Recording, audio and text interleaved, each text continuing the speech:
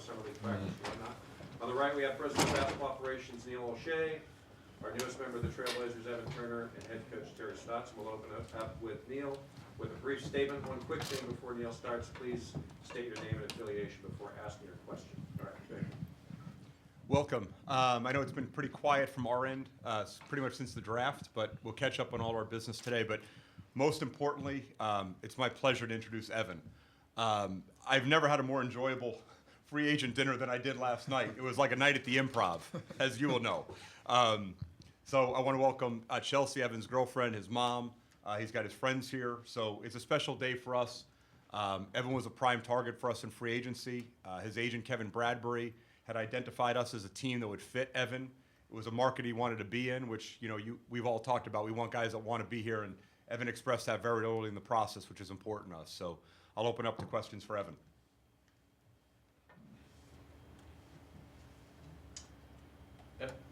Evan, Jason Quick from CSN. Sometimes when players sign a big contract, they tend to get fat and happy, for lack of a better word. How will you handle the temptation to be content? To neglect being, fat, I'm gonna do Herbalife like I've been doing, and then, other than that. Is that a plug? No, I wish, but I should. I'm gonna call my agent after this. But other than that, I think this is you try to fit in best with the situation you're in, and these are hungry guys, and I'm a pretty motivated guy and a pretty self-driven guy, and I try to make the most out of each day. So it's just I think naturally who you are, and I never like to take my foot off the gas, and I want more for my career, and as a unit, I want the most and fit in the best I can with the unit. Evan, Joe Freeman with Fox 12. When you see that number next to your name when you sign the contract and the time you put in your life to get here, first thought when you see that connected to what? I know it was definitely cool. Me and my mom, since I was a kid, always said hard work and perseverance, brings great rewards. And I think if you go through the timeline of my career, the ups and downs and the rough times, I think it always balances itself out. Where you'll have great moments like this, where you thank yourself for fighting through the rough moments and staying the course and doing the right thing.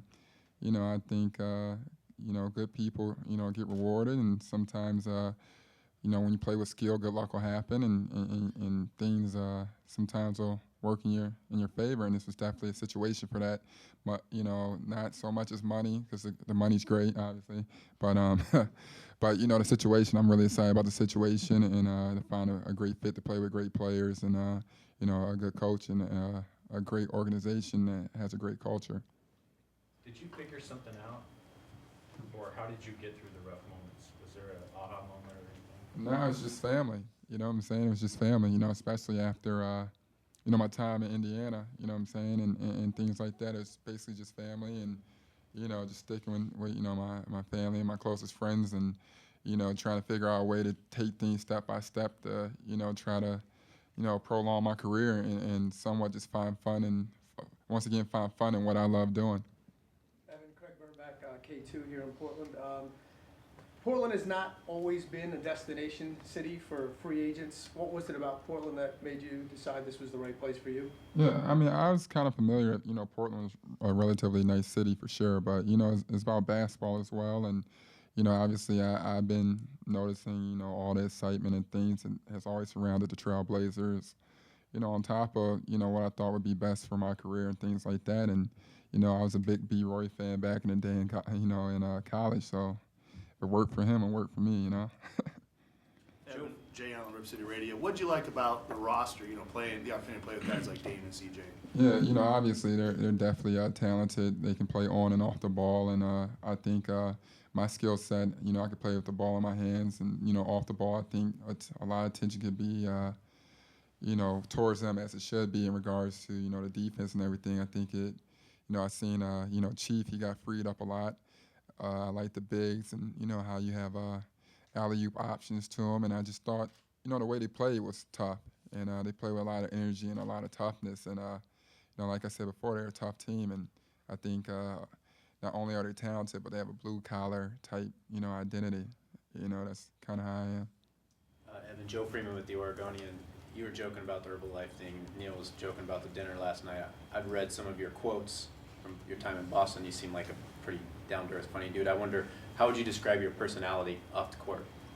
No, I'm pretty chill. I mean, I don't think I'm as funny as people say. I just think there's a lot of people who are just like really tight, you know, with the media. You know what I'm saying? I tend to say what comes to my mind, regardless of who's around. And I also like to have a laugh. And sometimes when I get good media, it's a slow day. You know what I'm saying? It's a slow day in sports. So there's been a lot of slow days, I guess.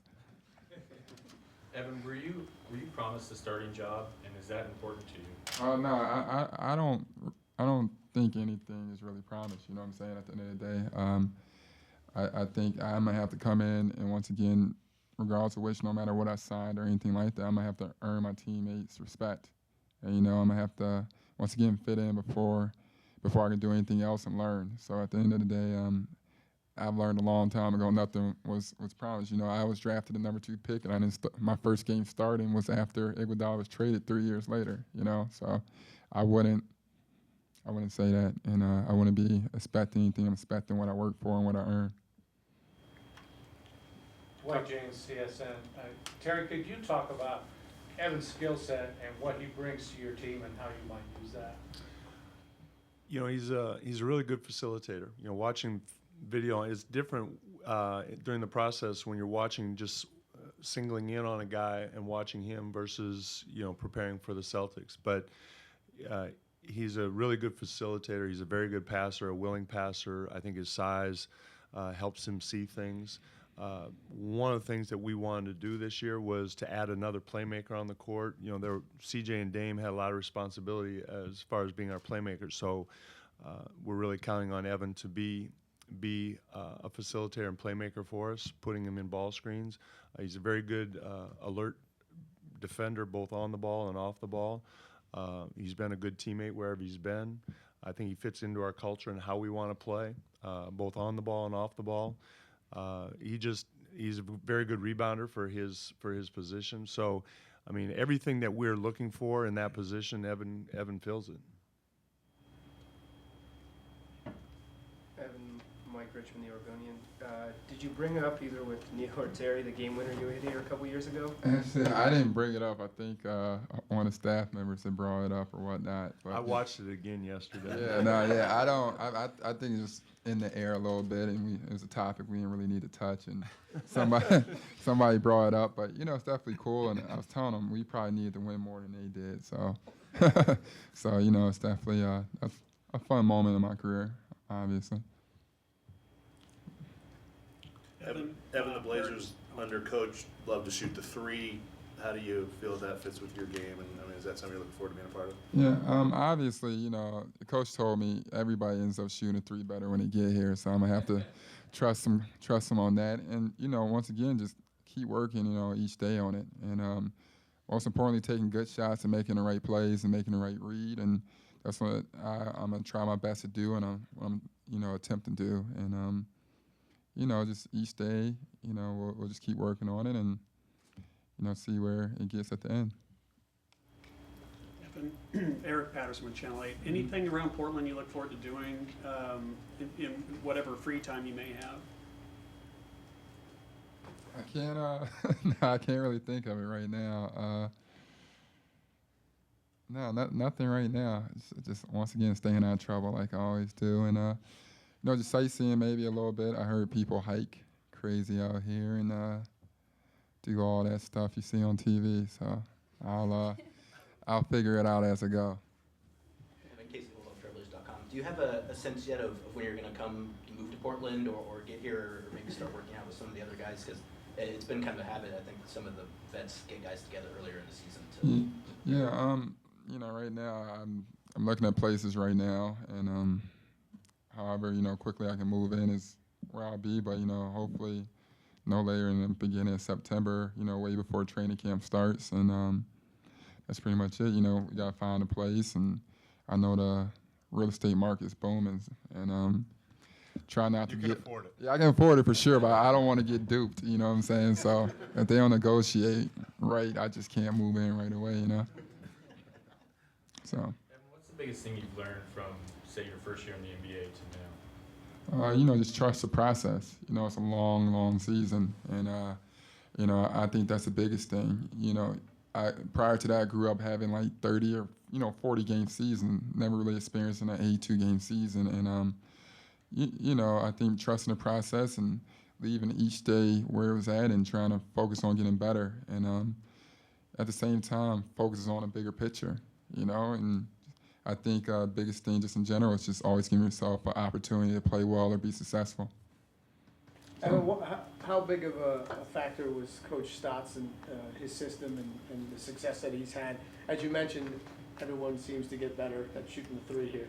Yeah, I think that was the biggest factor. When I started off, free agency, I just want to talk to the coach and see how he saw it would fit for the team and everything else like that. So,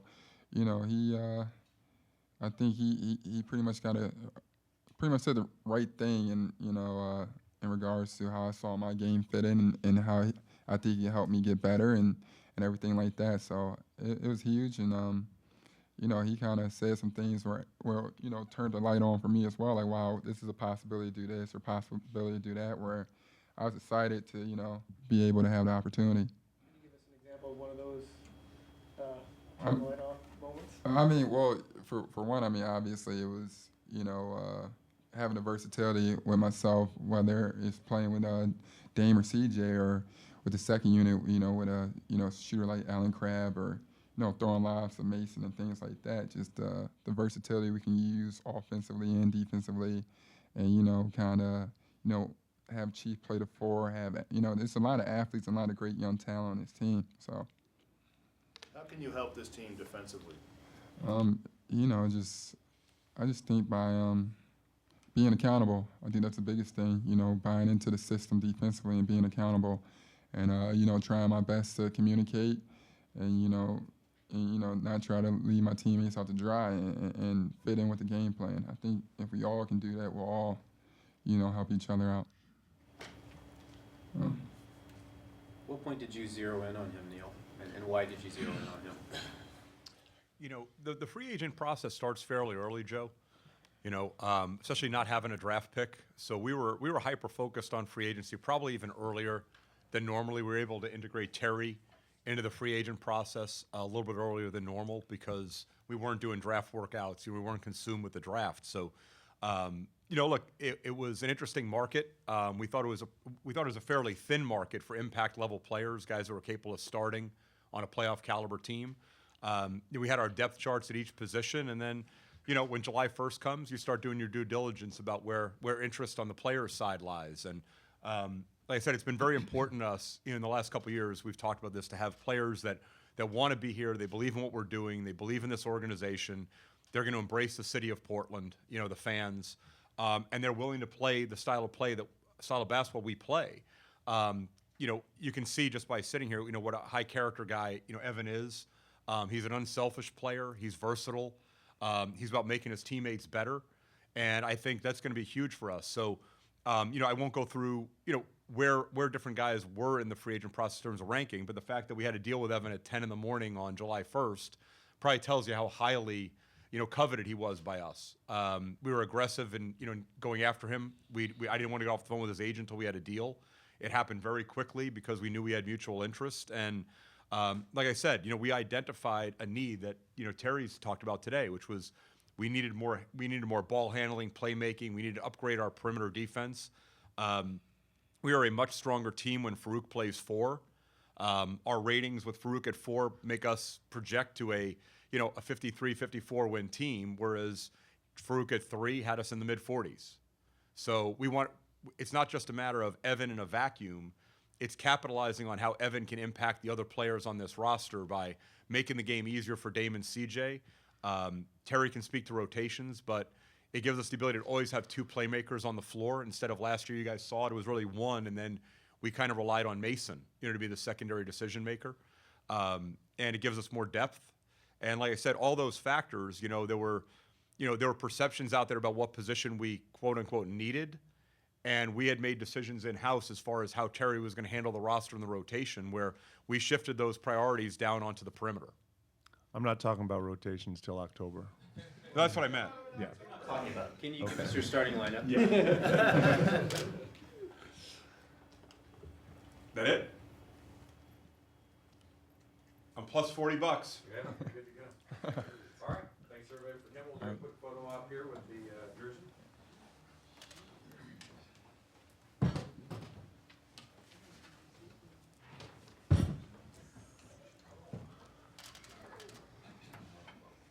Right there in the center, Bruce. Can we move that microphone in the middle? Would that be all right? So demanding. Please. That's why he's the best in the biz.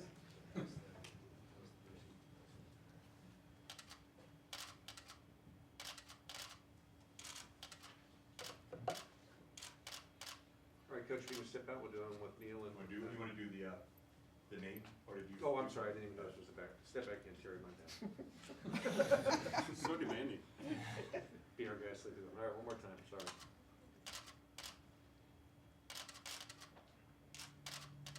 All right, Coach.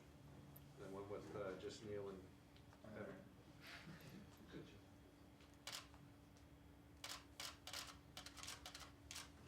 All right, and then one with Coach and Evan.